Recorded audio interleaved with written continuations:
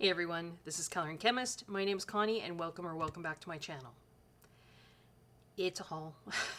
It is my May 2024 coloring books and supplies haul. Yes, I am trying to use the supplies that I already have, but sometimes I just, what is it? They call it my finger slipped, retail therapy, treating myself after finishing my courses for the year. I guess I could justify it in a number of different ways, but the long and short of it is I have lots of really nice, neat things to show you. I'm very excited about them. Hope to do a lot of coloring in new books, incorporate some new supplies into my coloring. So why don't we just dive in? I know normally I would have, like a pile in front of me and then move it off to the side, but honestly, the pile was too big, so that's, this is going to be a long chatty video. If you do not like long chatty videos, this may not be for you. So let's start with books and then we'll do supplies. This one. I had been looking at this one for a while. I had seen a few other people, I think Zoe, Addicted to Coloring was showing it, and Coloring with Kay. I think Lucy has it. So, there's a lot of folks that have shown this book. And it's tiny little details, right? Which I love. So I thought, no, I'm gonna get it. I did get the UK version, which meant I got it through Amazon, but I think I had to get it through a third-party seller. Which, you know what, it showed up in okay condition. The corners are a little dinged, but that's okay. It does have this super thick, I mean, that's like half a centimeter thick, the backing board there. And then it's just got these really sweet in sepia tone images with tiny, tiny little details. And of course, it is it's a children's book, I think. It's, you're supposed to color and find kind of thing, but yeah, just super sweet, tiny little illustrations. Really appeals to me. The binding on there, if folks haven't seen, it's very similar to the top books, TOPP, that a lot of them come out of Germany. So it's glued on the bottom, but it's not actually glued along the spine. I mean, there is glue, it's holding this together, but the spine on the cover isn't glued to the spine of the book, if that makes sense. Which means that when you open it, it just lies perfectly flat, right? So that's nice. I always appreciate when books are bound like that. To go along with this, of course, again, the lovely Zoe. These are the storybooks. Now, I wouldn't have needed these, but I do have little great nieces and nephews, and who knows, maybe someday I might have grandchildren. You never know. I love children's books. I mean, I love books in general, but I just really love children's books. And these are such beautiful books.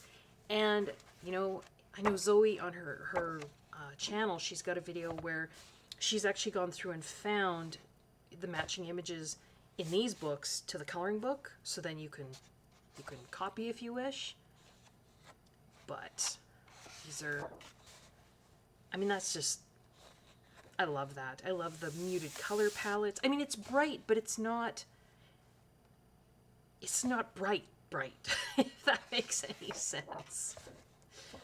They're just really sweet books. So if you go down to the woods today, and then Grand Old Oak and the Birthday Ball, so then there's images in both that appear in the coloring book, and then you can copy. So these are lovely hardback books. Yeah, I really like children's books, so I don't mind having these on my bookshelves. So there's that. So I'm excited to color the tiny details in here. These are single-sided.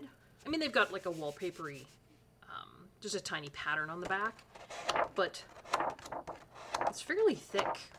I mean, it's almost card, and it's kind of this off-white color. So I'm curious to see. There's a fair amount of tooth, though. And Pitt pens traditionally, because I'm always thinking Pitt pens, right? Pitt pens traditionally don't tend to do as well on toothy paper, so this might be a pencil book, but we shall see. So Brown Bear Wood, coloring and spotting. Freya Hartis is the illustrator. then Maya, the lovely Maya, Colored by Maya, that's her channel, had, I don't know, I don't think it was a haul I was watching of hers, but it was a video where she was talking about using this book, and this is called Garden Enchantments, a mystical coloring in book by Angelica Scudamore. And Maya was talking about using this book as a full book whip. Basically, you know, sometimes you sit down and you just don't feel like coloring the whole picture. Or you don't, maybe there's a picture and just only part of it appeals to you. Or maybe you just want to sit down and do a background because that's kind of where your brain is at. And I totally get that. But she was showing, she was doing it with this book. And I may or may not do that with this book, but I really, really liked the images. And I really enjoy this kind of book. And it's funny, you used to be able to get these, often they were square, they were good paper, right? And they really, I think they sort of had their heyday kind of mid 2010s, like 2016, 2017, 2018, and then even during the pandemic, this type of coloring book. But you don't see these as often anymore, do you? You see more and more of the CreateSpace books on the CreateSpace paper, the Amazon printed, and that's okay too. I mean, everybody has to choose how they want to, you know, present their book. I just really miss this kind of book. So when Maya showed this book, I thought, I am going to go and look for that book. So I found it. Of course, it's on Amazon. Just trying to see. Yeah, see, this is 2016. I feel like that was kind of, I don't know, do you guys agree with that? It was like the heyday of adult coloring. And this led me down a whole rabbit hole. Because I thought, I wonder if this kind of book is still out there. And it is. I think it's just harder to find. So I won't do, if anybody wants me to do flips of any of these books, I certainly can. By the time this goes out, there should also already be a video on my channel where I've flipped, actually the next two books we're going to look at. But any of these other ones, if anyone would like a flip, just let me know. So I'm excited to color in here. I like this kind of cartoony, Zen doodly, what did Maya call it? And I called it I called it primitive, but folk art, I think is maybe more the term. It's not hyper real. Yeah, I just really like that kind of book. And I like the better paper. I don't mind coloring on CreateSpace paper, but I don't know. There's something about this. This is about the size of a Joanna Basford book, right? So, Garden Enchantments. I'm having a hard time talking. It's been, like I say, I was missing in action there for a while. I was finishing my courses in May, and I think my brain is still recovering. So, there's a lot of work to do at the end of the year as a teacher. Garden Enchantments, Angelica Scudamore. We'll see if I can get my mouth to form words here. So then I went on my rabbit trail.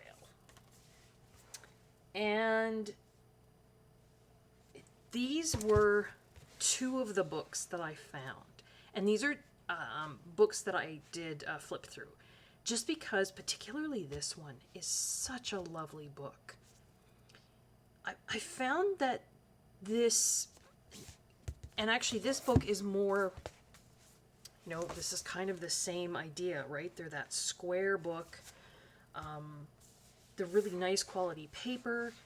I found you get these more often in Europe. They're still made. Like these are French books by Marabout or Hachette publishing company. And whereas Canada and the US, again, we tend to be leaning more and more towards, not exclusively, maybe I shouldn't say that, but yeah, I just found these kinds of books more in Europe. So, Séverin Prélat, sorry, my French is terrible, Fleurs et Fruits de Vergère.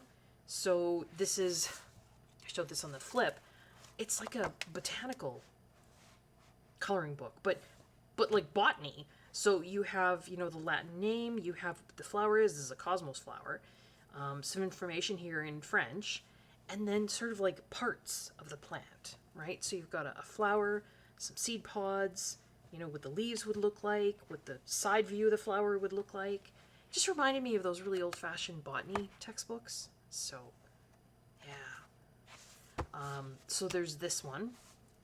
And again, I'll try and remember to link the flip video below if you want to see a full flip of this. Same size as a Joanna Basford. It's quite a thick book. And yeah, it's just got all these lovely botanical images in there. Some flowers, some fruit.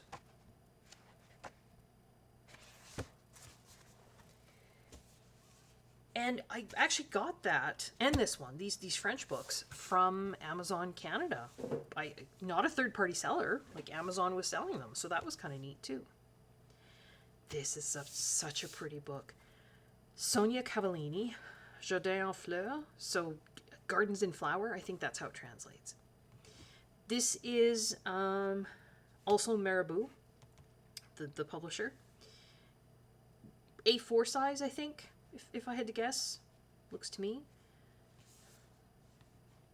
And this is 2023, so it's a relatively new book. It has that same sort of folk art kind of style to it. But it also, and the nice paper, it has samples on the left-hand side, like a lot of the Korean books that we see, and then line art on the right. And I just love the watercolory style of the paintings, and I'm excited to see what, you know, kinds of media work on this paper. It's pretty smooth. I think Pitt pens and the Stettler pigment pens would work really well. It's thicker. I would think some water would probably work. Watercolor media. You wouldn't be having to worry about bleed through, except you would then lose, you know, this image for the next one. So that would be a concern. But like, how pretty is that? It's just, and again, I did a full flip on that other video, so there's some cats. It's just such a lovely book. So, Jardin en Fleurs, Sonia Cavallini, Marabout. Still on the same rabbit trail. Peter Popper Press. This is their studio series, and I don't think these books are... Just looking for a date here. This is copyright 2016, so that's a little bit older. This one is 2016. And this is 2022. So, again, these are a little bit smaller, I think, than Joanna Basford. So, in comparison to... I keep using Joanna Basford just as a comparison because everybody tends to know what that size book looks like.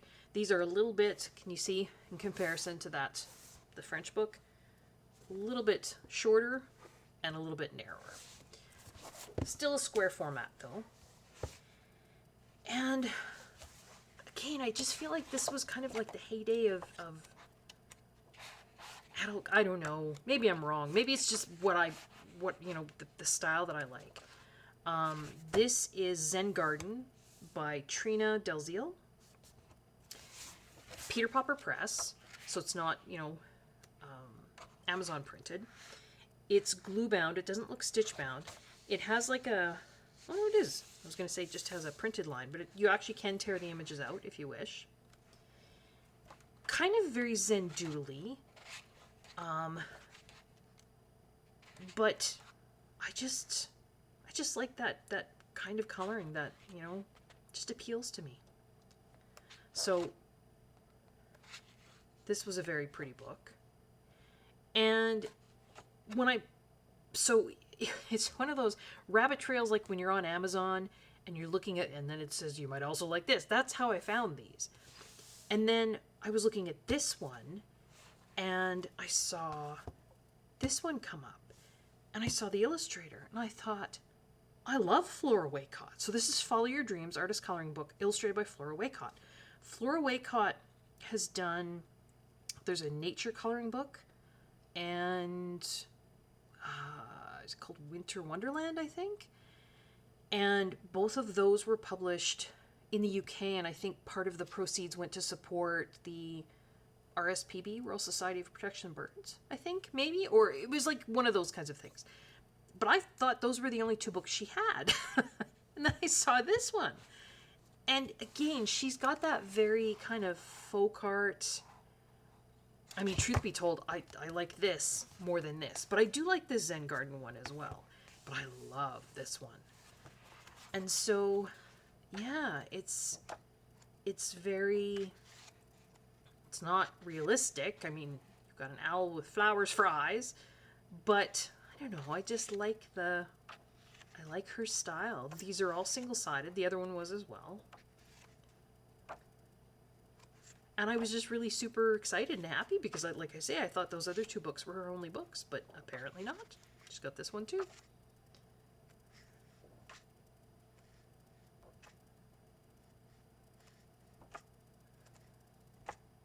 The paper in these thinner, like, I mean, not like CreateSpace thin, but they are single-sided, so you don't have to worry about bleed through. Quite smooth. Paper is quite smooth, and it's quite bright white paper. Yeah. And then, of course, Amazon keeps showing you them, and it showed this one. And this is Home for Christmas.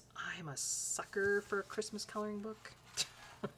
And actually, it says color your way through all the studio series, so there is a bunch of them. A lot of them had, well, I shouldn't say a lot. Some of them had, like, sayings, and I'm not a big fan of coloring words. I'm just not. So things like they had, you know, self-care, she is clothed in strength and dignity. I think those had joyful inspirations, I think, had color me blessed. They all had words, and so I didn't look at those. This doesn't have... Like, these two had, you know, actual... This was Flora Waycott, illustrated by Flora Waycott. This was Trina Del Zio. This doesn't seem to have... Just looking. Where's the magic?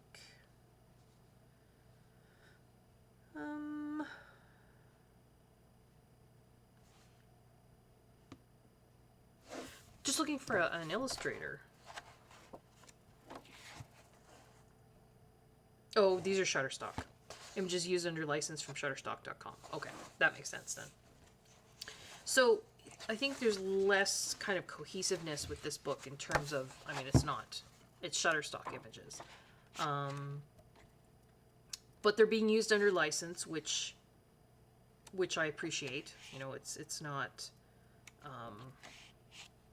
as far as I know, if they're using the images under license, they're not stolen images. So, yeah. Some of them I like more than others. I like that one. Not so much a fan of that one. I like that one. I like that one. There's a lot of tiny Zen doodly details, but... well, that one's okay. I don't like words. That one's simpler. I do like... That one reminds me of... It's either Ursula Schwab or...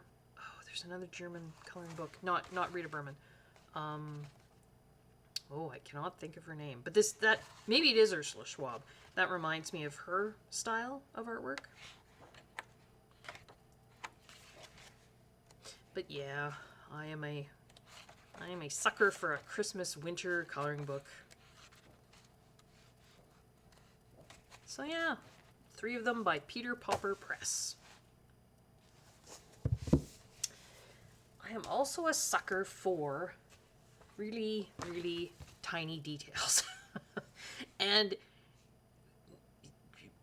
pretty much, well, I wouldn't say the queen of tiny details, but she has a coloring book, and you'll see it in my completed pages book or completed pages video, sorry, for May, Angela Porter. She has a book called Insanely Intricate.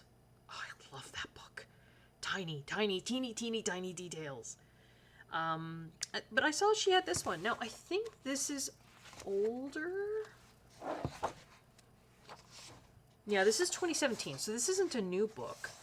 And this also isn't printed by Dover. This is, she must have self-printed this, because this is Create Space paper. It's manufactured in Bolton, Ontario. Which means, it's not the greatest. Even the print quality seems a little off and a little weird. It's like, you can almost see her line work is, it looks a little bit pixelated. Which seems weird. Must have been something when they transferred her drawings to digital, maybe? But I do like Angela Porter. I like the... This one doesn't have as tiny a details as the insanely intricate book, but... Yeah. It's got some little monsters and ghosts and... I don't know. I just thought it was a neat book. So this is Doodle Worlds by Angela Porter. Did I say Angelica? Angela Porter. And this one I just got sucked in. Who did I'm sure I saw... Oh, and you'll have to forgive me. I don't remember who. I apologize. If somebody knows who, please let me know in the comments so I can give credit where credit is due.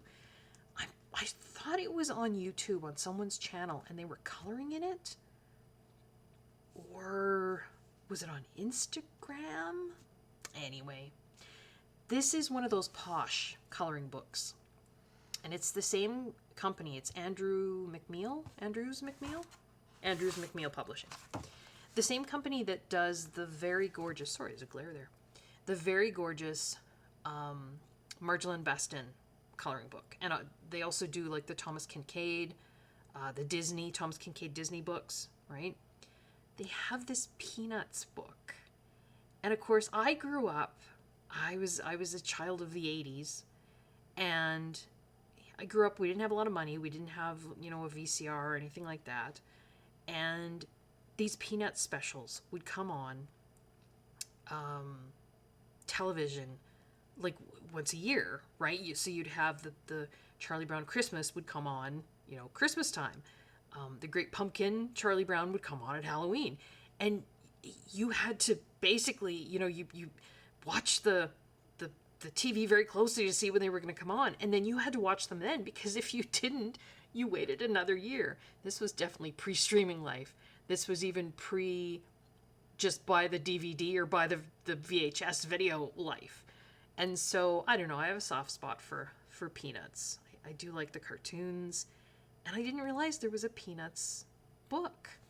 Now, the Marjolaine Bastin book that I have, and I think the Thomas Kincaid and the Disney one as well. On the left-hand side, there is sort of the original artwork, and then the right-hand side is a line work version. That's not how this one works. This one is just it's all line work. The paper is quite thin. Like, it's not... I mean, I wouldn't call it... It's definitely better quality paper than Amazon. But it's still not... It's not card. It's not anything like that. It's perforated, so you can tear these out if you want. Will I color in the book? I don't... There's something in my brain that says images need to stay in books. I don't know what it is. It's not anything like a... I worry about copyright, because I mean, I did purchase the book. But I don't know. I feel like I just need to keep it in the book for some reason. I don't know why. And so I will try. I don't think Pitt pens are going to work, because I think Pitt pens would go right through that. I could try, but I'm guessing they would. So this might be a pencil book. But there's just some really cute, sweet images in here.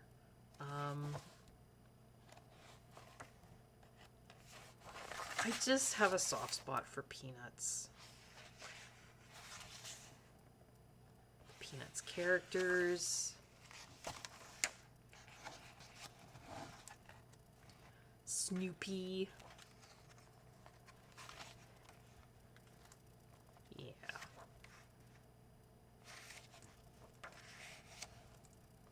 just, if anyone wants me to do a full flip of this, I certainly can. There's a ton of images in here. Oh, there's Easter. They had an Easter Beagle one, right? It's Easter Beagle Charlie Brown. There's Halloween.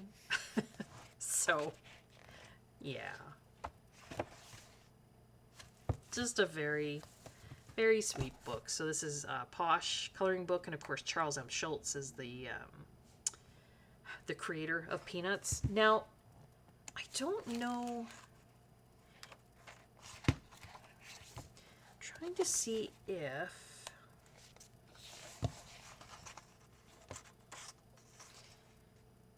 interior illustrations by Nomi Kane, Scott Geralds, Robert Pope.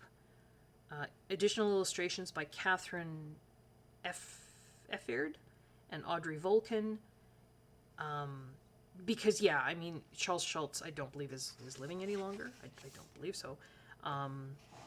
So I don't think, you know, he wouldn't have been drawing these images. But they've given him credit because, of course, the characters are his. And then they've just incorporated the characters into, you know, sort of other scenes. So that's sweet. The cover's pretty.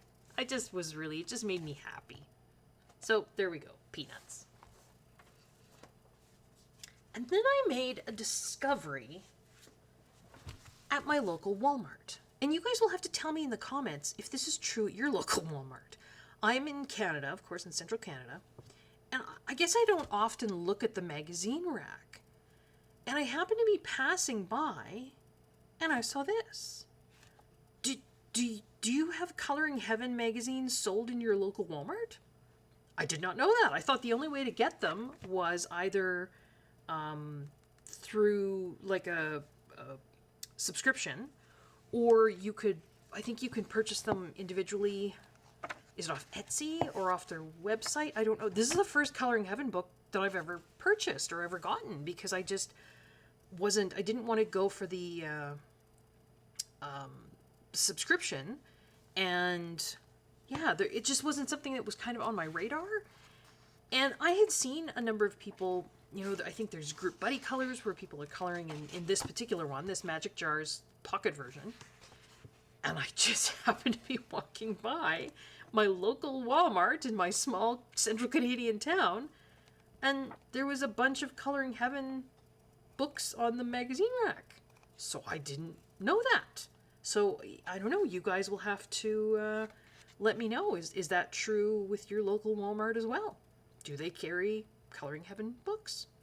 So I thought, well, this will be fun. This will be my very first Coloring Heaven book. We'll see what I think of it.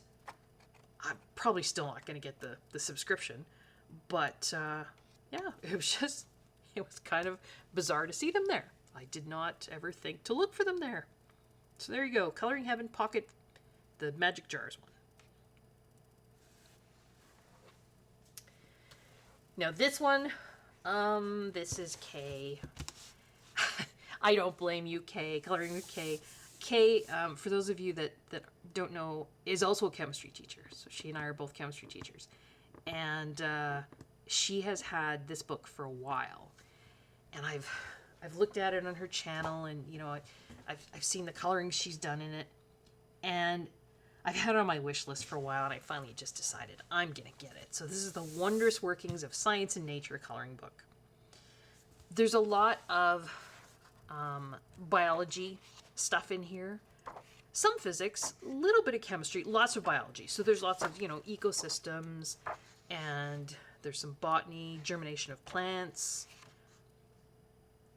But, I mean, there's actual science going on in here. So we've got the soil ecosystem, you know, what's happening when you've got decay, and then it's got the cycle. So you've got, you know, what's breaking down what and producing, you know, decaying matters, producing nitrogen, phosphorus, and carbon, going back in the soil, picked up by the roots of the plant. So, yeah, science. Isn't that great? Science and everyday life cannot and should not be separated. So true. Rosalind Franklin. Okay, side science thing here. Rosalind Franklin was a molecular biologist, and It's kind of a sad story and somewhat of a frustrating story. Have you guys heard of the team of Watson and Crick in terms of science? Does that ring any bells? Your science education back in high school, maybe? Watson and Crick were two British scientists who have been credited with the discovery of the structure of DNA. You know, you see pictures of DNA and they call it the double helix. It's like two spiral staircases, you know, wound around one another. You've seen that picture before. And they won the Nobel Prize for it. Rosalind Franklin, was a scientist working at the same university. She did a vast majority of the legwork. So she was a very meticulous scientist. She did a lot of, they're called X-ray crystallography pictures of DNA when people were still trying to figure out the structure and how things, she did a lot of sort of the grunt work. I mean, she was still a scientist. She wasn't like, you know, like a lab lackey or something like that. She was a scientist in her own right. But she did all of these images and shared them with Watson and Crick. Watson and Crick were the ones, they took her work basically, and then, now I'm not saying they weren't geniuses. They were. They made the leap between looking at the crystallography pictures that she took and then figuring out the structure of DNA. And she didn't make that leap. So, I mean, it's not like they didn't deserve it. But I think she deserved it, the Nobel Prize and recognition equally as much. But here's the sad part. She passed away of cancer before the Nobel Prize was awarded. And Nobel Prizes can't be awarded posthumously. In other words, they can't be awarded to people who have already died. So she never got the and basically, I think, you know, history has forgotten her name. Watson and Crick get taught. She does not.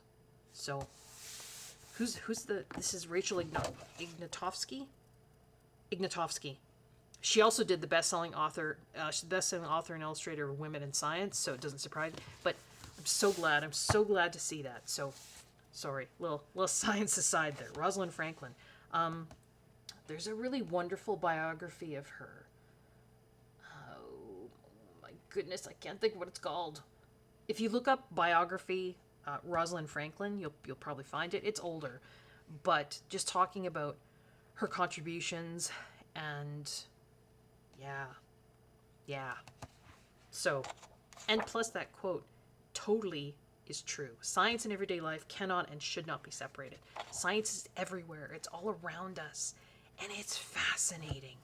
And it just breaks my heart that science has turned into something dry and dull and boring in schools, because it shouldn't be. It shouldn't be. Okay, that's whew, get off my soapbox for today. But yeah, lots of ecosystem pictures.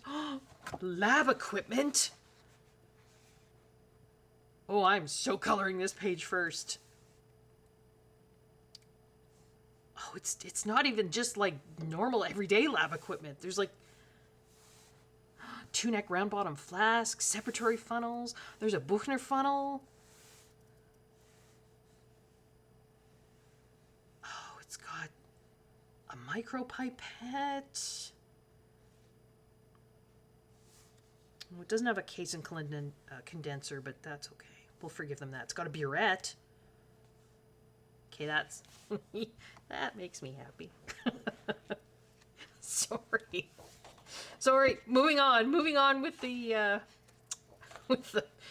what am I doing? A haul, right? Sorry, I got distracted.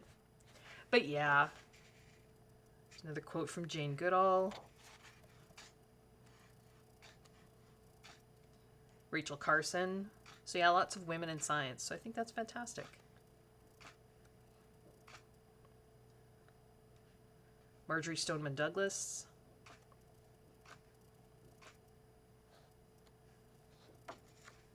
That's great. Sorry, okay, I'll stop looking at this book. So yes, I thank you to Kay for you know, showing this book and coloring in this book, and I don't know if anyone else has it. Kay is the one I remember coloring in it, so maybe she and I can do a buddy color in here. Maybe she hasn't. I bet she has though. Maybe she hasn't colored the lab equipment page. I'll have to reach out to her and see. So yes, the wondrous workings of science and nature coloring book. Oh, makes me happy. I then put in an order to Aladin. Now this is my second order, and I am stunned at how quickly these books arrived. I'm thinking less, well, today is Friday, May 31st, and I picked them up today. I think they were delivered yesterday, because I have to go into town to pick up my mail. I'm pretty sure I placed this order last weekend, like during the weekend. Yeah, I think I did. Less than a week. From South Korea. That's insane. I'm in the middle of nowhere in central Canada. That's crazy. And I got 4 books. These are all the same illustrator, I think. Right? These are, sorry, we'll look at them individually, but it's these ones. And they are the watercolor books. Now, I don't think, I mean, it's good paper. I don't know if it's actual watercolor paper as in sized. I do. They smell good. What is it about, there's something about Korean books that smells good. It reminds me of something from my childhood, but I think I've said this before. I can't think what. Anyway, so, and I think Christina's Art Corner, she's done like a video talking about this particular illustrator and artist. And I think this was kind of the first one people saw. It was called Which Color Do You Like? The beginning, it's got some sort of little tutorial things where, and again, you guys have seen these books before, where it talks about how to, gives you some practice, right, on and you can use watercolor in here, or you can use pencil. They're lovely hardbound books. They're stitch bound. And then, just like many of our beloved Korean and Japanese coloring books, you've got a colored example here, and then the line work to do it yourself on the right-hand side. So yeah, I thought I would pick up these 4 books. Less than a week. That's just, I don't even understand how that's possible. And I think just for these 4 books, just under $100 Canadian. That's also crazy. I mean, 2 of these books on Etsy, and I know I've said this before, and I feel badly. It's not that I'm dissing Etsy. I understand this is a big company and Etsy's individual sellers, but that's half price, probably. You know, I probably could have gotten 2 of these books for just under $100 on Etsy. So I got, oh, that's no, that looks like something happened during printing. You see that? It's like the page, almost the paper kind of separated. But you know what? It actually doesn't affect, it's only just a small corner of this, so that's okay. But yeah, so this is Which Color Do You Like?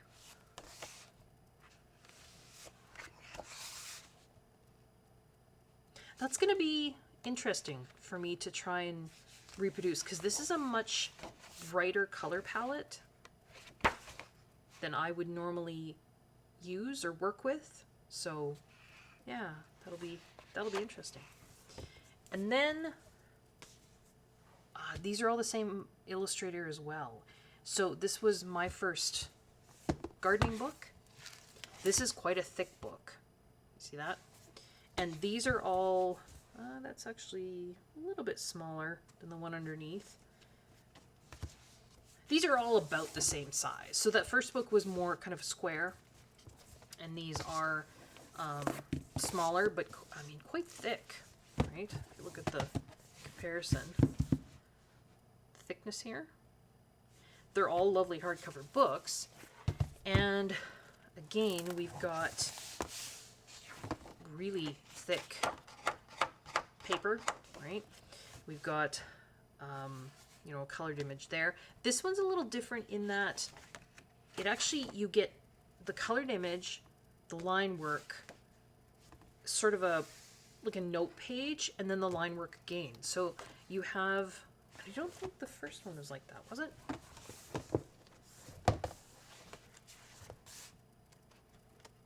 Oh no, it was. I was wrong.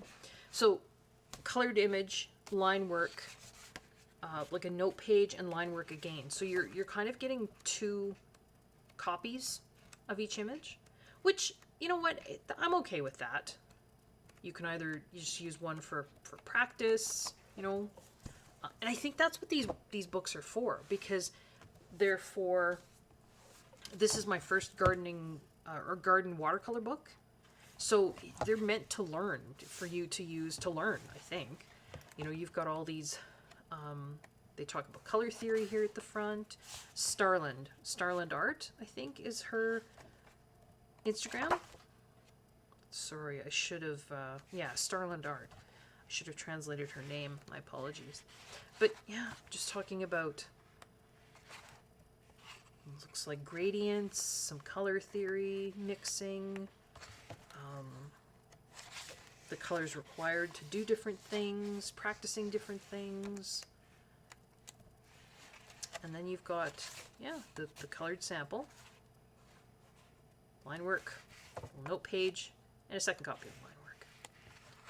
So I don't know. There's something sweet about these. Like I say, Aladin, it's so, I don't understand. I don't understand it can be that fast. I do like gardening. I like botanical stuff. I like that. So yeah, I grabbed these to have in my collection. Because let's face it, I mean, a lot of my books, I'm trying to choose books, ooh, I like that. I'm trying to choose books to color in that I haven't colored in already, just because I don't want, you know, to have shelves and shelves of uncolored books. But it is a collection as well. You know, it's a collection of art supplies, coloring books, and I enjoy it. I enjoy looking through it. I enjoy having it. So I think that's important too. So there was this one, and this one, which is, I think this one is scenery from kind of around the world, if I remember correctly. So that's European alleyways, it says. Island with palm trees. Window with flowers. Sunset on a quiet riverside. So yeah, just different kind of landscape pictures. Tropical plants and the sea. So this is similar again. So colored image, line work, note page, line work again.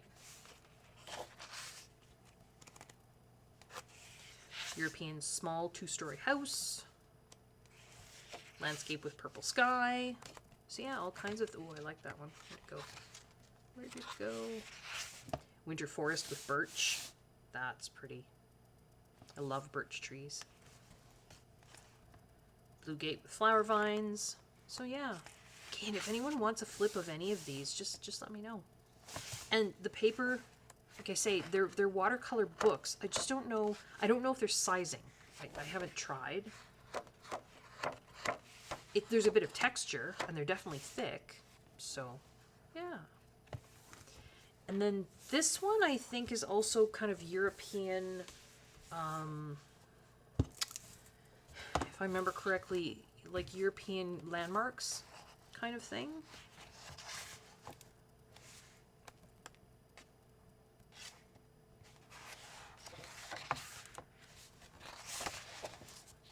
Yeah, there's like a cafe. Just kind of more urban stuff. There's like a little cottage there. There's a little wooden house. Oh, there's Halloween. That's adorable. That is adorable. And again, colored image, line work. The paper in here feels almost thicker. That's pretty thick. And then sort of again, like a notes page with a little bit of the colored image down there again. Almost like a more muted version. And the line work again. Just noticed they have a Christmas wreath on the door. But this is Halloween. Huh. Well, I suppose if I'd translated the book instead of just jumping into this, that might have explained that, maybe.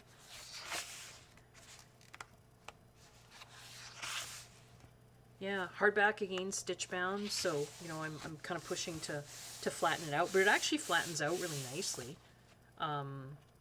You know, it doesn't feel like the spine is breaking or anything like that, so.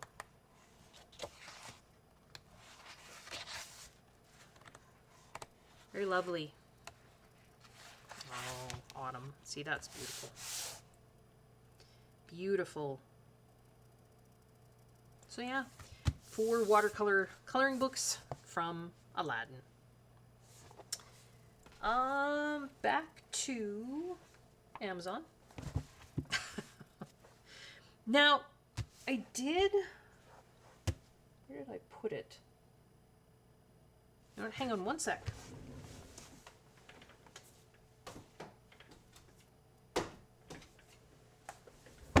Knew I had another one. I do still like color by number books. Just for those times when, like I say, my brain is just toasted from, you know, my day job. And I found these French ones by, it says Bravo, or it says Bravo Editions. Groupe Modus, I think maybe is the publisher. The back and everything in here, the instructions and everything are in French. And one of the illustrators is David Woodruff. And I do like I like that. You know, in terms of a color by number, it's maybe kind of simplistic, but it's kind of maybe not your typical. Now, for those of you that don't like seeing the answers, maybe look away. But it gives you the answers on the inside cover. And then on the back as well. There's your color palette. And I don't know, it was just something different that I wanted to grab one of these and just see. And I actually did one in here. You can see the blue tab. That's why I wasn't in this book, or in this pile. It was in my completed pages pile. I actually did complete a page in here for May. So I got this one earlier in May. This one just came today, actually. And again, it's I guess I wouldn't have needed a mandala color by number. Seems maybe kind of overkill, because mandalas, you don't usually have to struggle that much. But I don't know, I just thought it would, like I say, sometimes you just don't even want to think. So, yeah, some of them are smaller detailed than others. This looks to me like a lot of them would be good with maybe gel pens or acrylic pens. There's some different ones in here. But you know what? I mean, if you're not into mandalas or color by number, this obviously wouldn't be the book for you. But I just thought, you know what? I'm going to give it a try. But yeah, it's all in French. So there were those 2 books. And this is another French book that I thought I would try. Now, I'm not really into astrology, but this looked like a neat size. It's a small square, so you can see my hands there.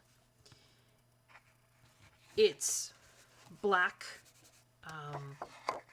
very thick card. It almost reminds me of the paper in the Color Ya books. That's what it reminds me of. So, yeah, I mean, that's a thick paper. Gel pens, I think glitter gel pens would be great in here with the black background. It was just, again, you know, these European kind of French books, they just seem to be the kind of book that I was hankering after, looking for. So I know nothing about astrology. As a scientist, I mean, it's not something I would, you know, probably be drawn to, but the mandalas themselves look neat. And then it just has symbols in the middle. forget. Oh, and then there's little ones at the beginning. Oh my goodness, those are tiny. That's some tiny, tiny details, man. Is that Pisces with the fish? I think that's what I am. I think. I could be wrong. So yeah. But the paper looked really good. It says Dessin et Tolera, so I don't know if that is the... okay. No, Shutterstock Images. So maybe that's the publisher? Yeah, it is. So they're just Shutterstock Images. But really thick paper, black backgrounds, great big thick piece of like chipboard at the end. So that's a heckin' book, man. That's solid. Few more books and then we'll get on to the supplies. This Lucy just adds color. Thank you, Lucy, for showing this book. It's just such a different book, isn't it? Angela Harding coloring book, and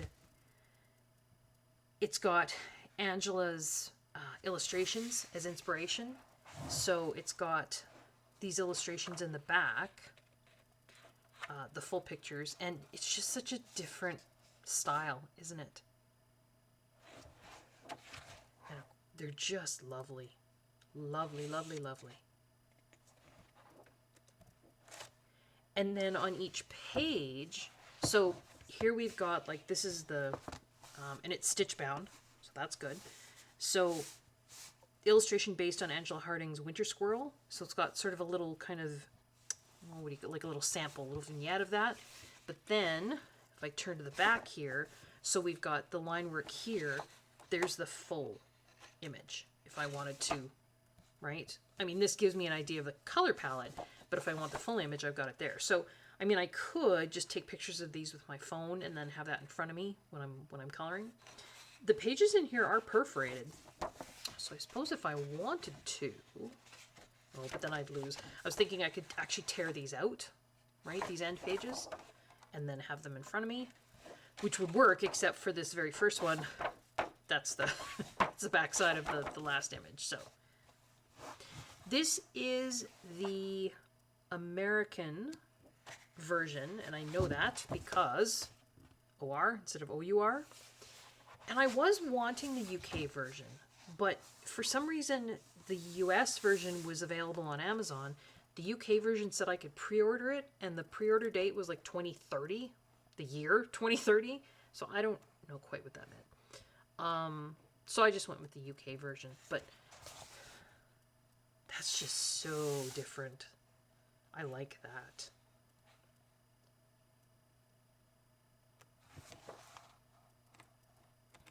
And it's all UK wildlife.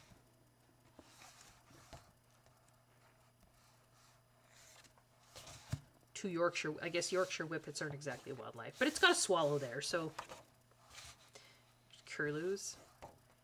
Scottish robin. Your UK and European robins look different than ours. Yours are cuter. Ours are bigger. They're sort of colored the same, but not quite. I would try and show you one, but they don't come to my feeder. Robins tend to be ground feeders, and I mean, they're hopping around my yard looking for worms, so. Some hues used in the book. As far as I could tell, I think the UK and the US version are printed on the same paper, so maybe me trying to get the UK version probably, I'm hoping, didn't really matter. This paper feels very smooth, which I like. I'm not sure what I'll use to color these. I know Lucy was using inks. I don't know. I don't know what I will use. I'll have to see. But it's just such a lovely book to look at, and you know, looking at the Angela's artwork in the background, or in the back of the book, sorry. It's very nice. I love the winter ones. That October owl, that's gorgeous. Oh, sorry, I'm almost off camera there. So yeah, Angela Harding coloring book. It's about the size of a Joanna Basford square. about the same thickness. Almost done the books. I saw a couple people with this. This is To the Ends of the Earth, the longest coloring book in the world, extends to 17 feet, illustrated by good wives and warriors. And I just thought I would get it. Partly because it's neat, and partly because look at the teeny tiny details. And for those of you that haven't seen, although I'm pretty sure you guys have, it just folds out this way, right? And then just keeps going and going. Now you can also, if you don't want to fold it out, I mean, you can just turn it, right? And sort of use it, just the pages like that. But it does, you know, extend. I like the fact that there's already color in the background on a lot of the pages. That's helpful.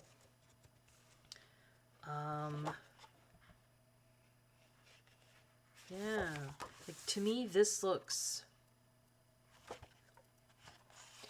Canadian, right? You've got the rocks and the trees and the totem poles and the moose and the so I don't know. Yeah, and then you've got the igloos, the Innu, polar bears. I mean, it could just be going kind of around the world too. This looks more like South American, Mexican.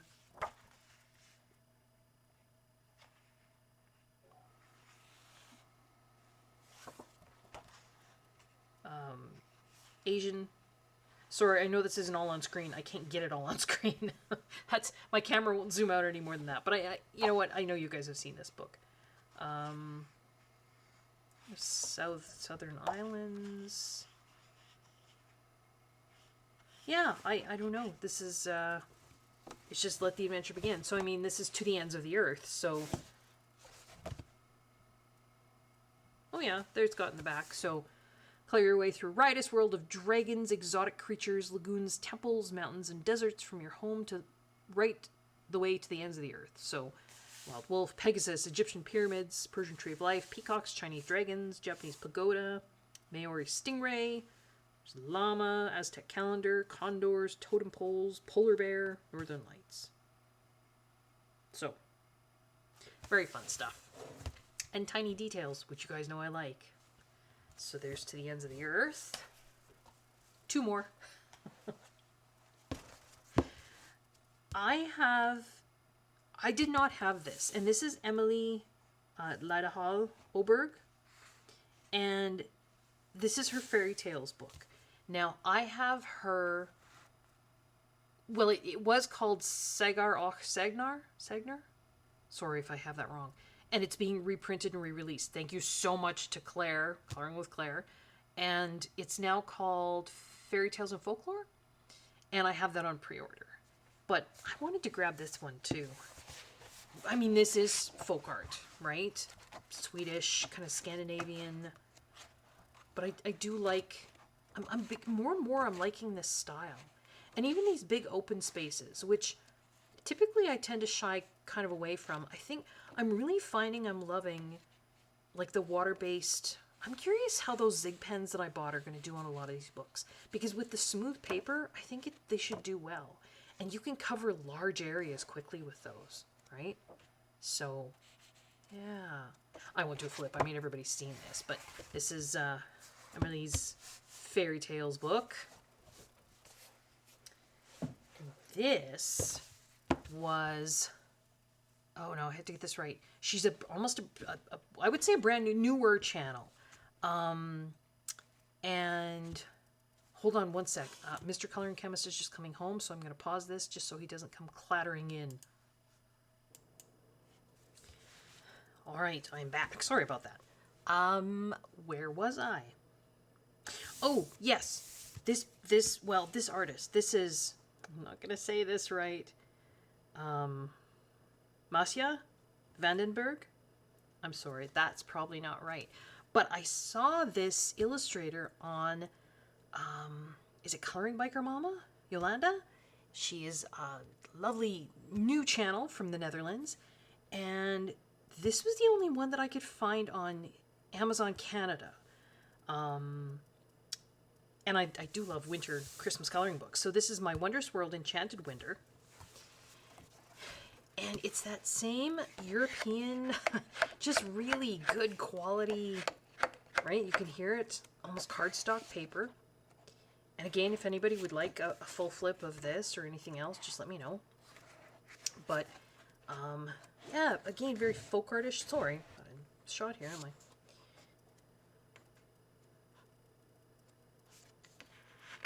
Some almost mandala type illustrations, wallpaper, some other, yeah. I just really like the style of her illustrations. So I am curious to see if others can be purchased. I'm sure, you know, if I went to, would it be Amazon.nl for the Netherlands, or maybe even .de for the German Amazon? I could probably find more there, maybe even .uk. But this one was on Amazon Canada, so that's kind of neat. So my Wondrous World Enchanted Winter, Maya, M-A-S-J-A. And I know the J in the Netherlands would be like a y sound.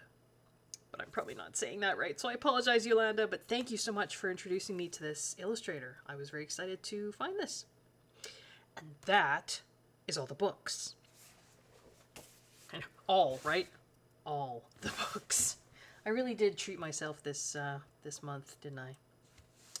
Let's move on to some supplies. I picked this up. So this is this is basically going to be for backgrounds. This is an extra fine acrylic emulsion paint by Lefranc Bourgeois, and it's part of their Flash series.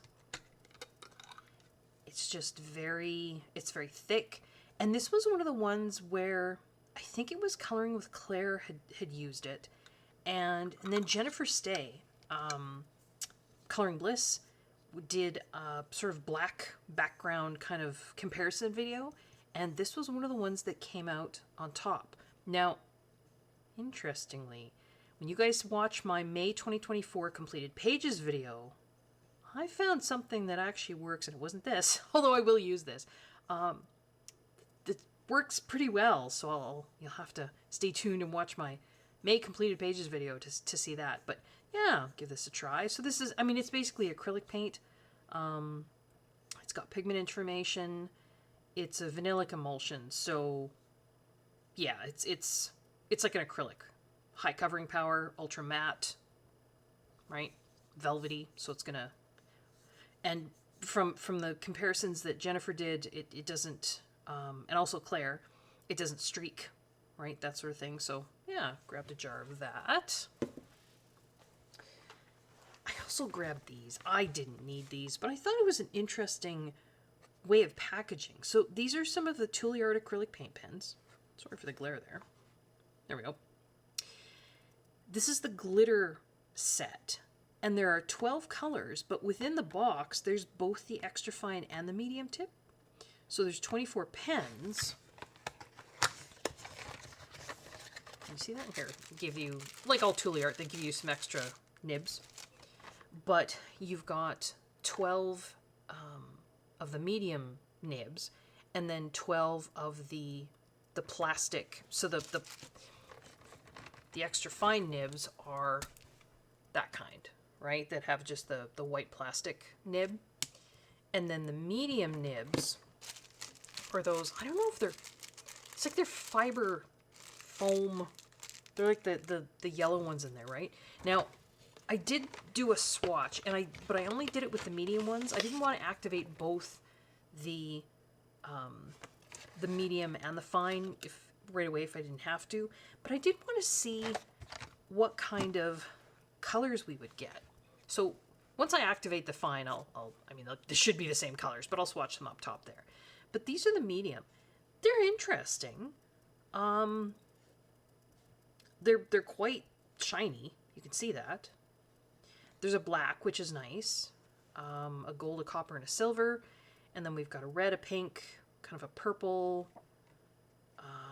like a slightly different pink, like almost a red violet, kind of a greeny, well, blue, kind of lighter blue, two different greens. So it's an interesting color selection.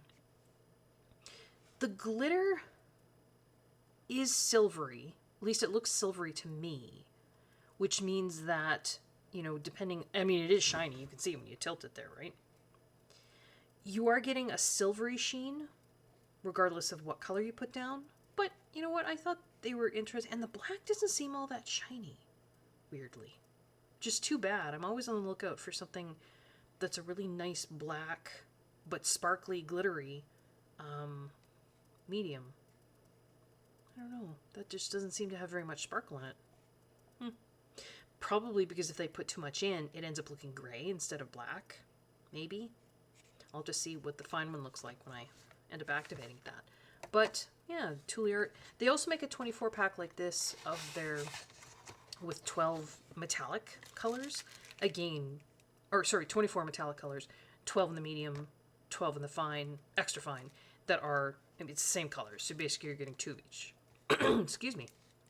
2 of each color. But I thought I'd take a look at the glitter. They're okay. I don't know that they're super awesomely better than anything else that I have, but there's colors. So ruby red, pink gem, hyacinth, amethyst, lapis blue, topaz blue, quartz green, jade green, golden spark, citrine gold, fossil silver, and sparkly black. Black? Not that sparkly. I was kind of disappointed there.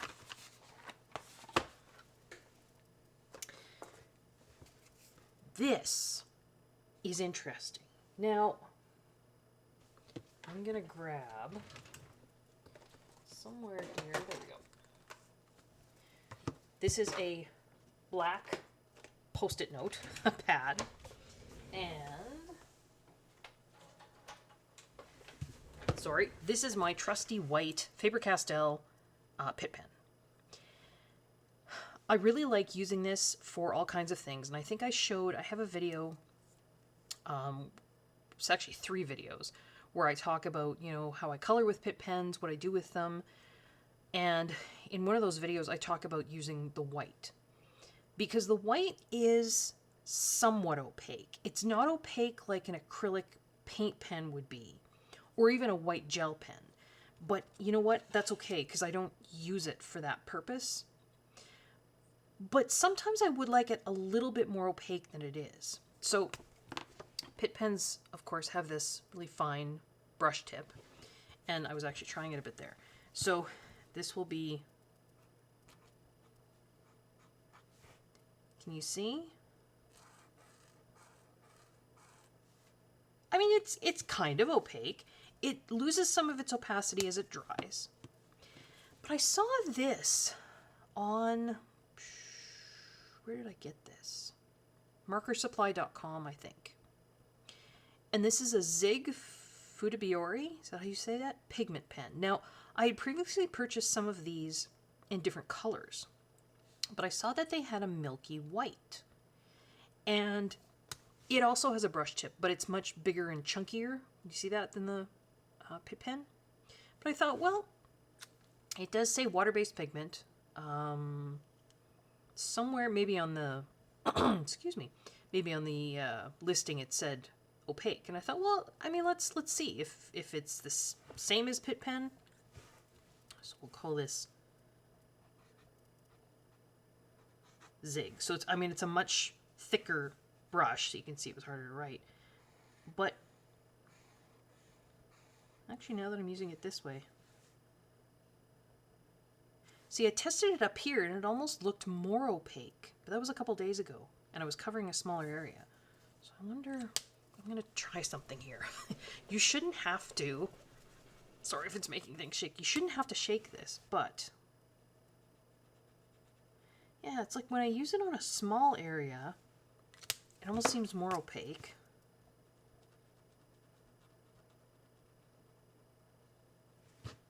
No, maybe not. Okay, I was wrong. Thought maybe this would be, and I don't know, I probably still can find uses for this. But the Pitt pen, I think, is still, that's still going to be my go-to. Isn't that funny? When I tried it a few days ago, it almost looked more opaque. Now it looks far less opaque. That's very weird. Did Did I use this for anything? I don't think I did. It was fully shrink wrapped when I got it. Interesting. Anyway, so this is the Zig Futabiyori Pigment Milky White pen. I would still suggest this one. Faber-Castell Pit Artist Pen Brush White 101. Workhorse, that pen.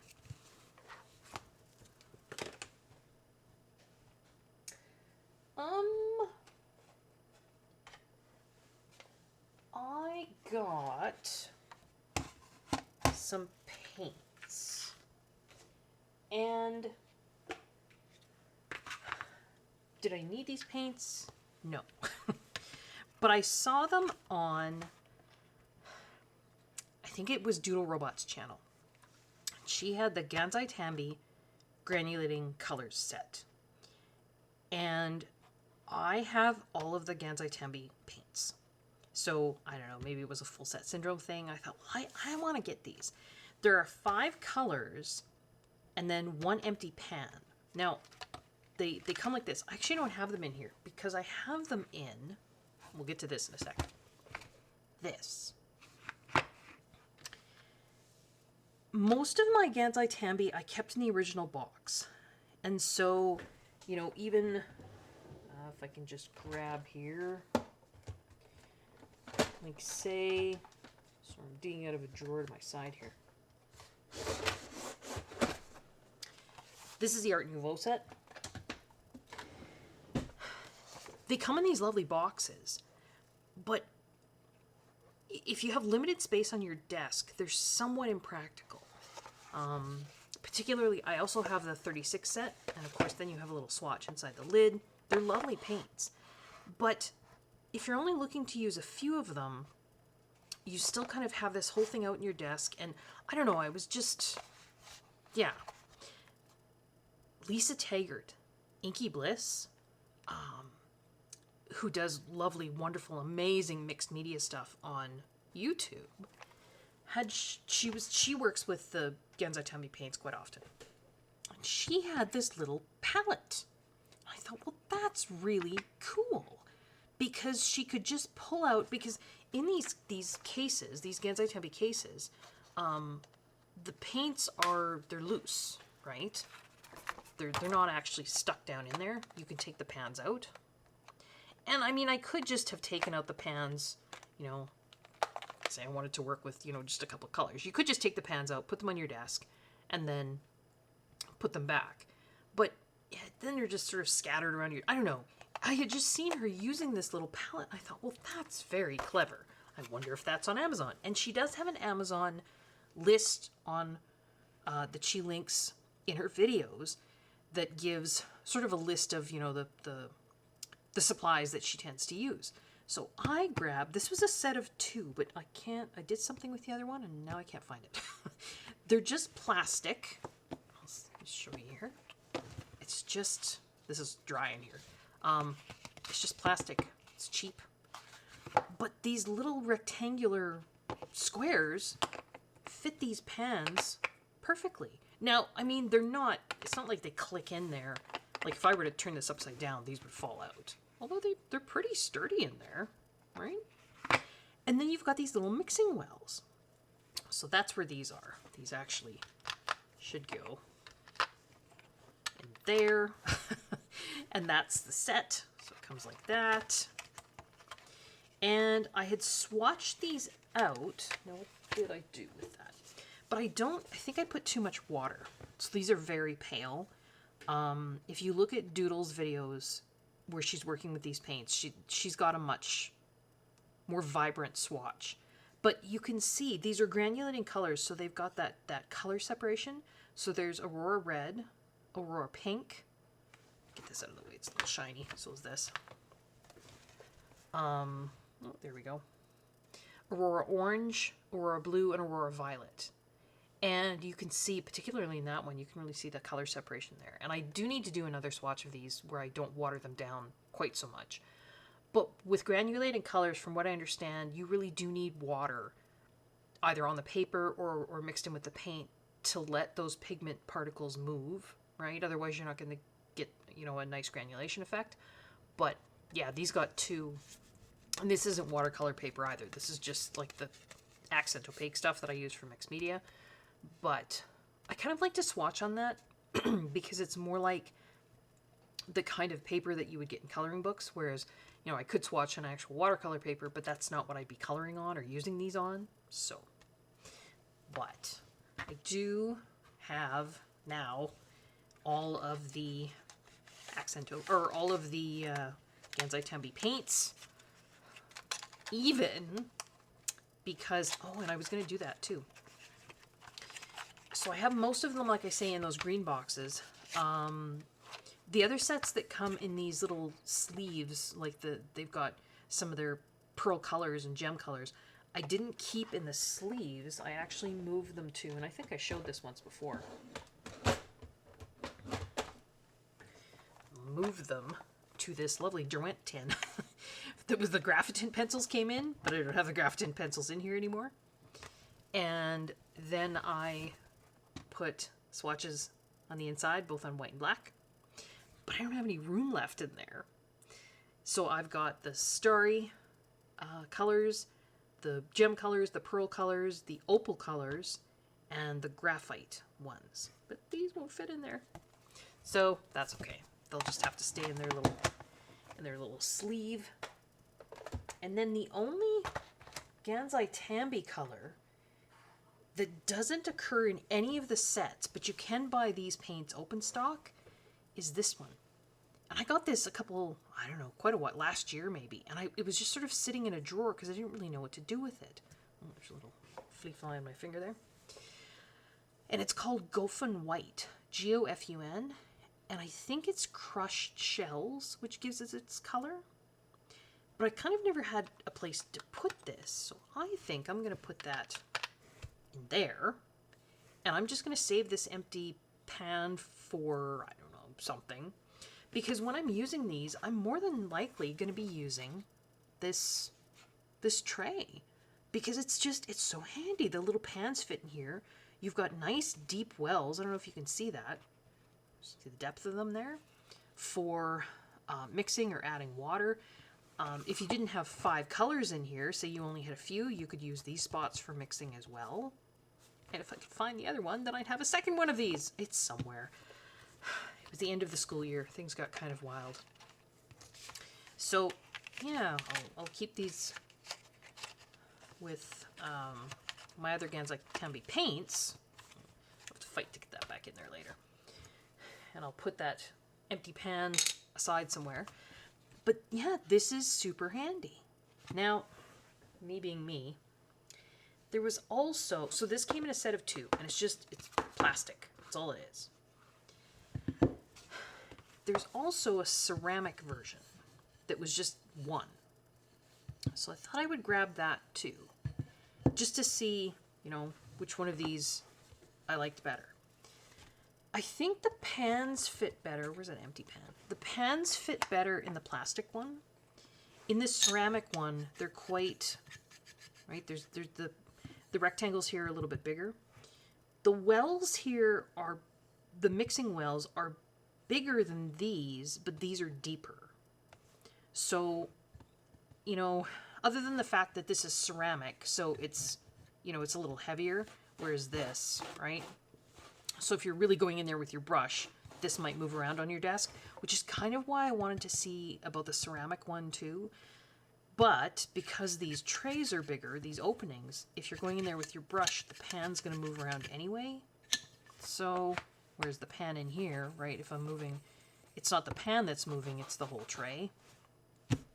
But I think either one of these, if you were looking for a way to be able to use your Gansai Tembi paints without having the whole big box out on your desk, if you knew what colors you were going to use, I think either of these is a good thing to have.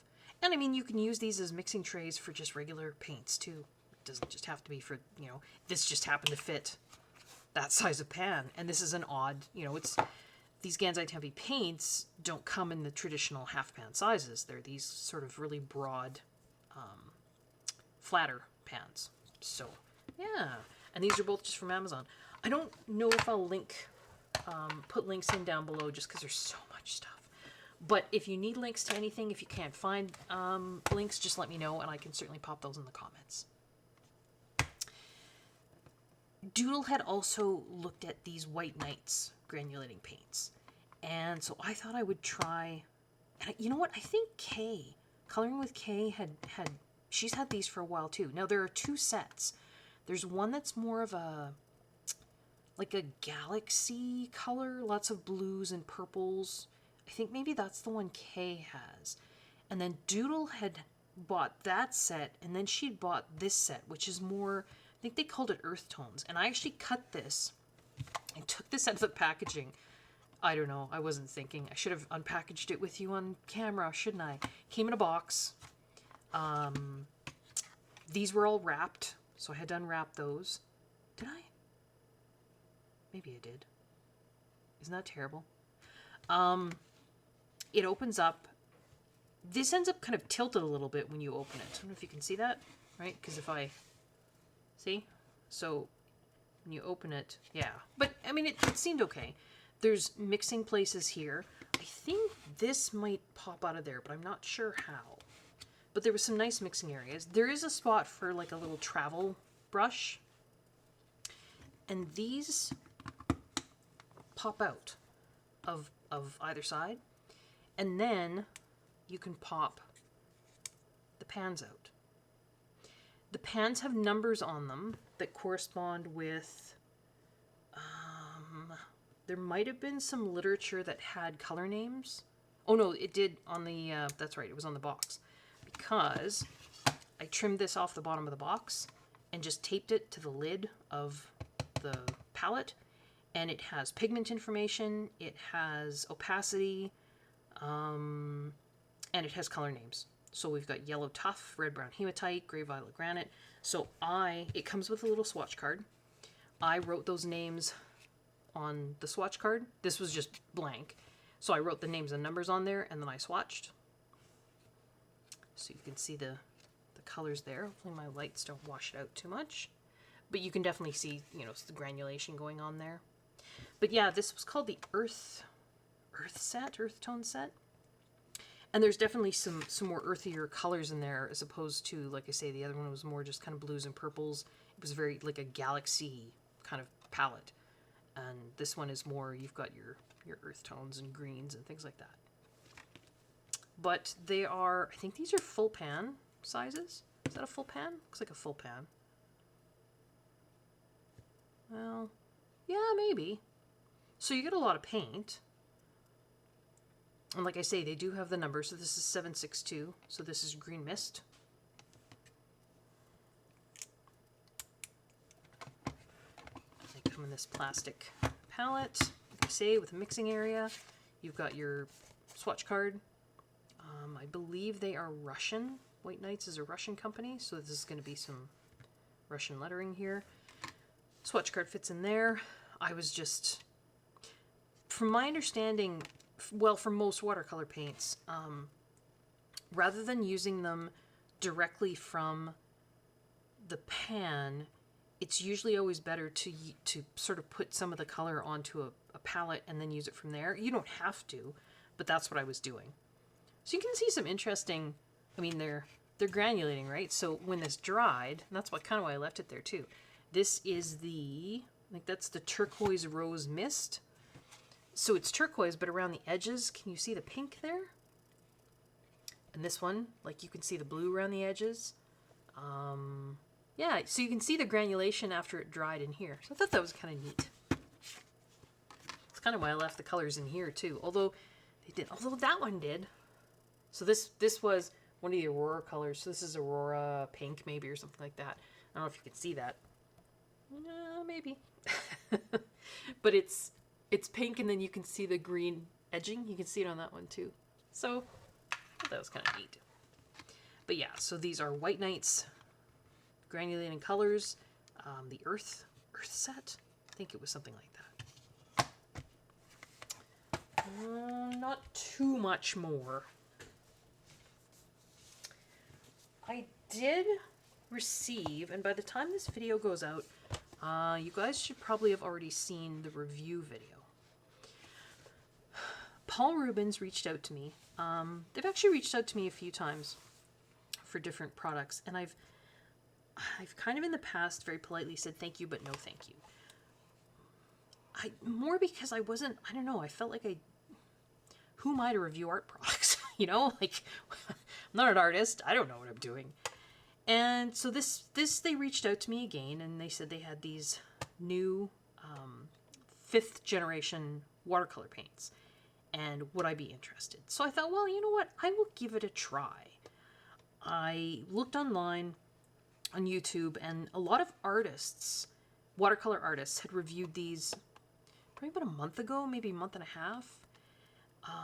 And now, since then, I've seen a few colorists also review these paints, and they did wonderful jobs. In fact, in my review video, I actually linked to 3 other review videos because they did fantastic jobs.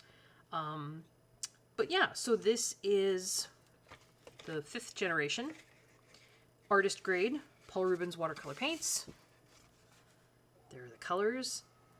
They are not chalky at all. They are very pigmented, which is great. I mean, they'll last a long time, right? So they sent me these, and I had my choice as to whether I wanted the tins either come pink and gold, like this, or black and gold, so I chose pink and gold. I really do like Paul Rubens products. I think they are a good company. They have good products. They come in this lovely box, just like all Paul Rubens paints tend to do. Oh, I don't know what happened to the cloth. They came wrapped in a lovely pink cloth, like you've probably seen other, like their the metallic paints and what have you. So, I mean, lovely presentation. Little pamphlet. It's in Chinese. And that swatch card comes with it as well.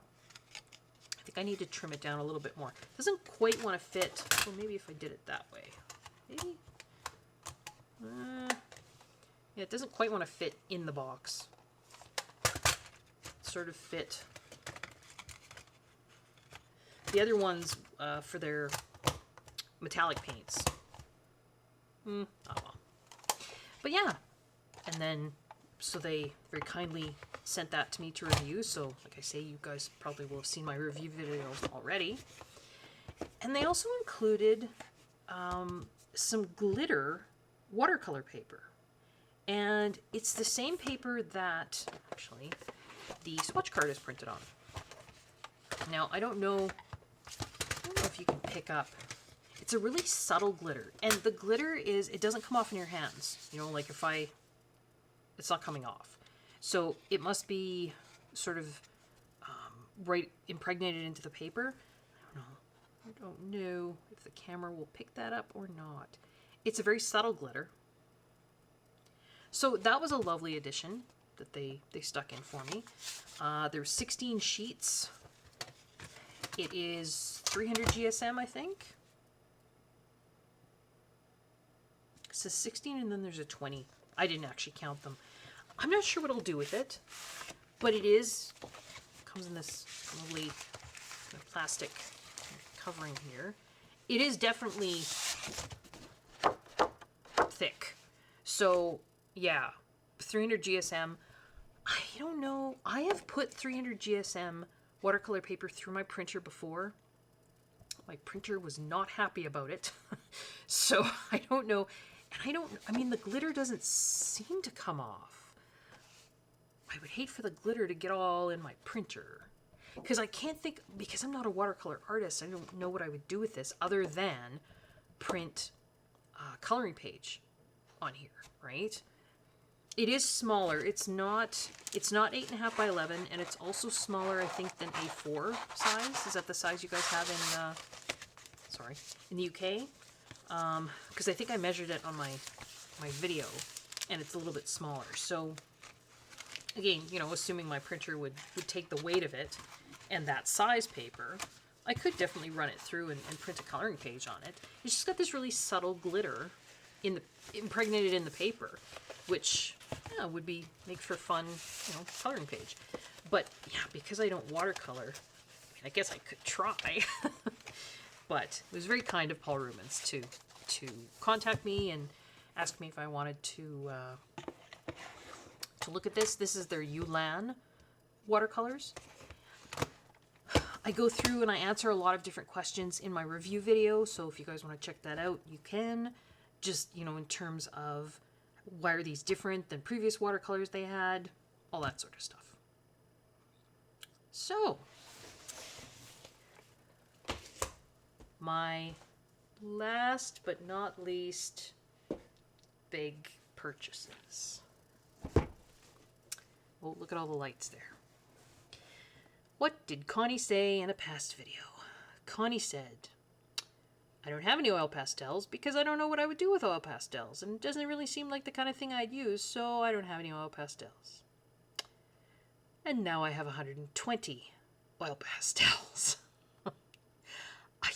Maya does such lovely, and I'm not blaming you, Maya, I'm not. She does such lovely, lovely backgrounds.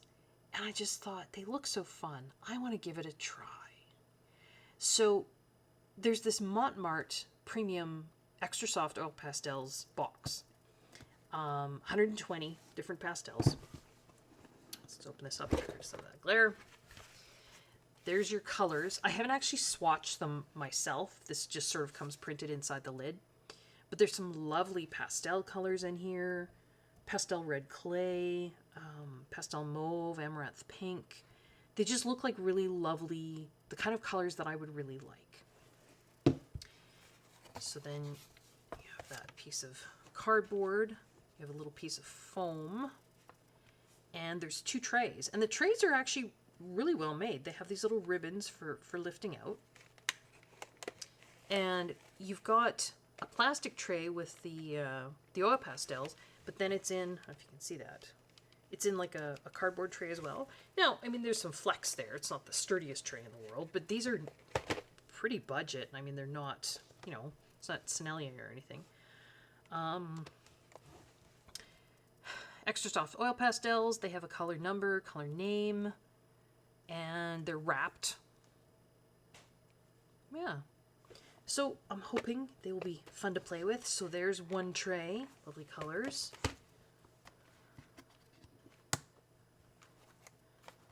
There's the second tray, if I can get the, there's the cardboard. There's the foam. So yeah, there are the colors. That's a lot of colors. If I can't find the colors I need in there, I probably don't need those colors. There's even a few, looks like there's a few metallics. There's some fluorescence down there at the bottom. So you'd think, all right, so Connie said she hasn't got any oil pastels. She probably isn't going to get any because she doesn't know what to do with them. But then now she's got oil pastels. So, you know, she could probably be okay with this. Wouldn't she? Wouldn't she? Apparently not, no. Because I got these, and I was looking at them, and I'm like, they're soft. But I do have a small set of the Sennelier. I have the iridescent set. So it has 10 iridescent colors, and then a black and white. And these are soft, but they're not like lipstick soft. What could I get that's like lipstick soft? Except I'm not buying, you know, a massive... I did not get the full set of Sennelier because that I could not justify. This was under... This is 120 colors. This was definitely under $100. I don't remember exactly what it was, but not that much. So, what can I get that's softer than the Montmartre? I know... I saw Lindsay the Frugal Crafter do a review on these Paul Rubens Haya, H-A-I-Y-A, oil pastels. And I think, wasn't it also Zoe, Addicted to Coloring? I think she had these as well. So I got these two. And these I did swatch because it came with a lovely swatch card. 72 colors.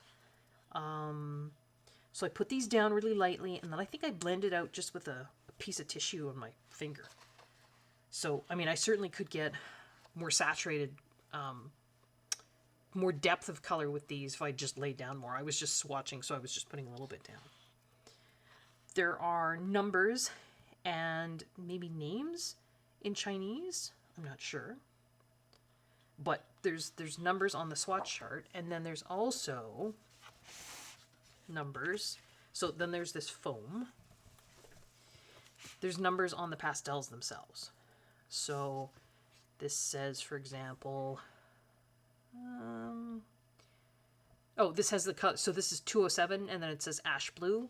So 207 is right there. These are quite greasy. The Montmartre don't. And maybe, I mean, it's probably because if these are softer, maybe they're going to have a higher proportion of oil versus filler, right, to make them softer. So yeah, the oil is, it's coming right through the paper, like some of these. And I think, yeah, they're just quite greasy. So I'm gonna have to get over because I'm I don't particularly like making a mess when I'm coloring, which, I mean, I should just let that go. That's what art is about, right? Making a mess. So I'll have to let that go. But some really lovely colors in here as well. Like this 011, this is, they call it blue-green, but it's just really lovely sort of gray turquoise color. So I am definitely going to have to do some backgrounds with these. And these are lipstick soft. These are softer than the Montmartre. But yeah, like I say, I do like the Paul Rubens company. I wouldn't say that they are budget. I mean, they're a budget, but it's definitely less than Sennelier, right? But it's not, the cheapest oil pastels out there. But I think, the same thing with their paints. They're not the least expensive watercolor paints. They're not the most expensive watercolor paints. But I think you get good value for the money that you're spending. So, you've got, I think in Canada, this set of 24 paints was, I mean, they sent it to me, but I think I looked it up, and on Amazon Canada, it was like $59.95 or something. And then quite often, well, with my video, you get is it $10 or 10% off coupon? There's quite often sales on stuff like this. And because these are so pigmented, I mean, I think they're going to last a really long time. You get lovely presentation with the box and everything else. So, yeah, I really like the Paul Rubens company. I think they're doing some really interesting, neat stuff with coloring supplies and with art supplies. And that is it. That is my haul for May 2024. So, yeah, I'm still buying stuff. Maybe I should just accept that that's part of what I do. But I am trying to, like I say, I'm trying to work in books that I haven't worked in. I'm trying to use supplies that I have neglected in past. I shouldn't say that's all. Oh my goodness. I did get a new desk. So I think probably now in the video I will insert, I'll do like a little footage with my iPhone and then just insert it in the video. With this new desk, it has a lot more drawers. The old desk that I had been using for years and years was this little kind of narrow desk. It was actually my daughter's old desk from her room. I just took it and moved it into the kind of dining area of my house and put it up against the window so I could see outside and see the birds. But it was quite small. And I had a hard time doing coloring where I had, something like this, where it's like a big box and then the coloring book, like there just wasn't room for everything. And with it had no drawers. So I had things stored in like bins and other places, but it was anytime I wanted to use something, I'd have to dig it out and it would be in this bin, and then I'd have to dig to the bottom. It was just kind of a pain in the butt. And I got an IKEA desk. Alex, I think, is the name. And it's got lots of drawers. So it's been nice because I sort of rearranged a lot of things. And like I say, I'll insert a little clip here. You can see the desk. But it's meant that because of the drawers, now it's easier for me to get at stuff. So my oil pastels are in a drawer, but it's not like a super deep drawer where I have to dig and pull, half the stuff out to get it. So I'm hoping that helps me to use some of the more neglected supplies too. So I will insert the short video now, just showing you my desk. All right, so just a quick little video here showing my new desk. So this is, I think they call it an Alex, so ALEX. Those two drawer units are separate, and then you buy basically kind of a tabletop, and you screw them together. And there's different combinations. I mean, it's IKEA, right? So you can mix and match all kinds of things. But the drawers have been so super helpful for me to kind of reorganize a lot of my stuff and have it, so it's not buried in bins. Because I was storing lots of things in deep drawers and bins and that sort of thing. Excuse the waste paper basket under there. The stool is for me to put my feet up on. And then there's all the cords under there. And then there's my laptop up there. I'm just going to spin around. So I did have that. That was actually part of my daughter's desk thing from when she was young too. So that unit with a single drawer. And that, other than I had that single drawer and those shelves, and then I had, lots of things stored in that basket, and then over here, this is now also an Alex, basically a rolling drawer unit. And my printer sits on top. That's my printer. Before it was basically a nightstand, and it had two drawers in it, but they were pretty deep. And I stored a lot of stuff in the drawers, but it was really hard to find stuff. You had to be digging and pulling half the stuff out to find anything. So I'm really liking these shallow drawers. And maybe I'll just see if I can, I'm just holding my camera here, or my phone actually, just to show you. I also got these from IKEA. I don't remember what they're called, but they're drawer inserts. And they have all of these compartments, and it's great because they don't quite fill the drawer, but that's okay because then you've got space, down in here for storing things. There's all my Holbein melt solutions. This is a lot of spares and extras, things like that. I don't have these in every drawer, and these don't fit in the drawers for the desk. These are too big. I don't know if there was a smaller size. I actually had ordered these online and got my husband to pick them up the last time he went through the closest city we have with an IKEA. But you can see there's some more things there. Yeah. And this is on wheels. If you can see underneath, there's casters there. Oh, sorry, that was kind of a fast spin. But and I guess I do have that little drawer unit there. That's also IKEA. It's metal drawers. But just having things, like here's all my pastels, pan pastels, and I mean, it's right next to me, right? And the drawers pull virtually almost all the way out, which means it's easy to get to the stuff in the back. I got the top one.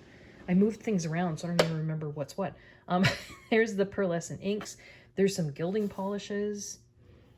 So it's been really nice to have this, and particularly the bigger tabletop.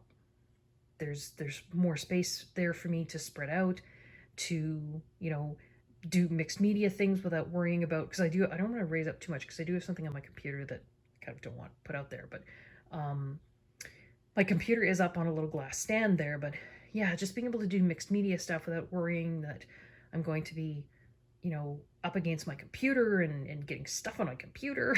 So it's been really nice. So I guess this is part of my May haul too, my new IKEA desk. This is also where I work. So this is, this is my work and play space. So it's nice to have something that's useful. All right, so I guess technically that is my May haul. So we've got books, supplies, and a desk, and a rolling storage cart. If you like what you see in my videos, consider liking the video, subscribing to my channel, hitting the notification bell, leaving a comment, all that good stuff. Letting a friend know that you found a channel that you like and they might like it too. I hope everyone is safe. I hope everyone is well. I hope everyone is enjoying their coloring. Until next time, guys, take care. Bye-bye.